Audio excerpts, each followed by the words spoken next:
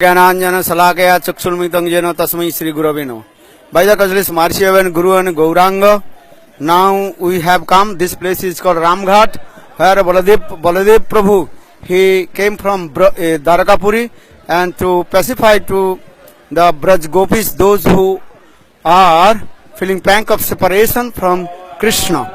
So this place is called Ramghat, and also Baladev Prabhu performed Ras dance. Baladev Prabhu performed Ras dance with the gopis here. This is called Ram Bhat. Bhat means banyan tree.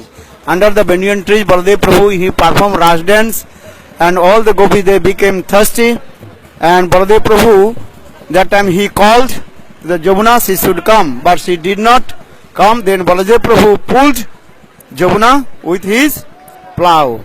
So in this way, Baladev Prabhu performed Ras dance here. Baladev Prabhu ki jai. जय जय राम रोहिणी नंदन जय जय वृंदावन वासी जय जय बलदेव प्रभु की जय.